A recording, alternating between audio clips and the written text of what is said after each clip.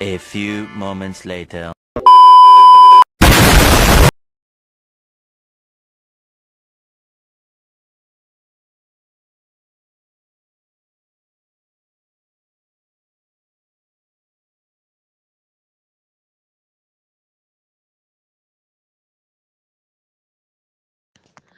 Pengertian dari green product adalah produk yang tidak membahayakan bagi manusia dan lingkungannya, hemat sumber daya, tidak menghasilkan sampah berlebihan, dan tidak melibatkan kekejaman pada binatang.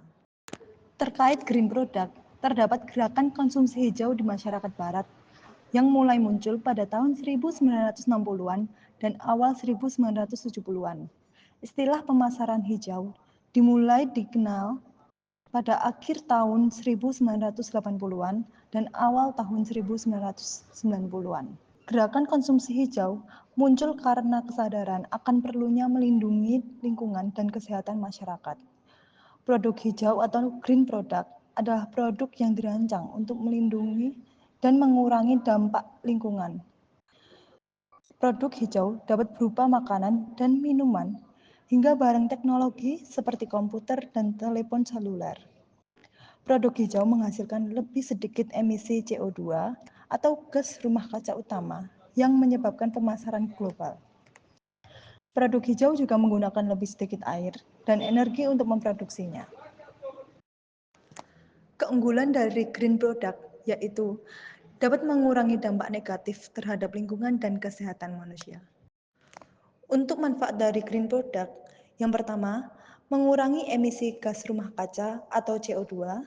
Yang kedua, menghemat energi dan air. Ketiga, mengurangi penggunaan zat-zat beracun, polusi, dan limbah. Yang keempat, tidak merusak lingkungan. Yang kelima, tidak membahayakan kesehatan manusia dan hewan. Yang keenam, lebih tahan lama.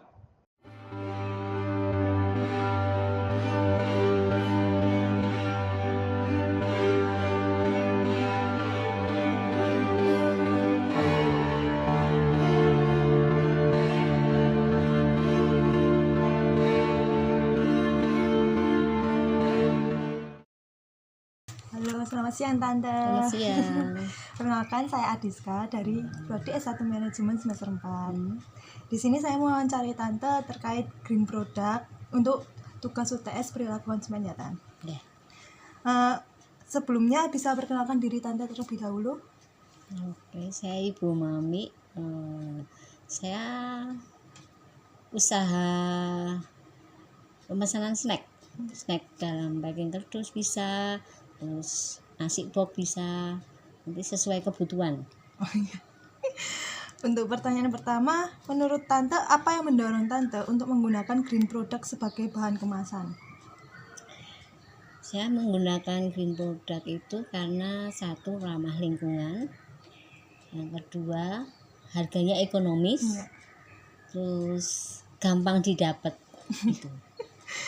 Kedua, keunggulan dari green product sebagai kemasan ini apa saja menurut Tante? Kemasannya ringan, bisa menyesuaikan yang dibutuhkan, misalnya besar kecilnya bisa menyesuaikan, dan saya rasa itu kemasannya itu bisa berbagai macam model, jadi kita sesuai kebutuhan kita. Kalau kita pengen packing snack yang kecil ataupun besar, tersedia, gampang didapat. Oke. Yang ketiga itu bahan yang Tante gunakan untuk kemasan green product ini apa aja, Tante? Biasanya sih kalau green product saya pakai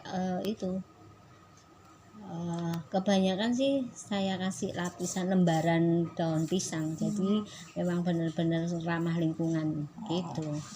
Dan juga kan di makanan jadi enak rasanya. Iya, baunya. Ya. Yang keempat, dari segi penggunaan biaya Tante, menurut Tante itu ketika menggunakan green product sebagai kemasan, apakah memakai dana yang berlebih atau justru menghemat pengeluaran untuk biaya produksinya? Amat sangat menghemat, soalnya kalau dari segi harga, misalnya kita mau pakai daun ataupun kertas, itu jauh lebih murah daripada kita pakai yang packing plastik atau styrofoam. Yang kelima, Bagaimana cara Tante untuk membuat konsumen tertarik untuk membeli produk yang menggunakan green product sebagai kemasannya?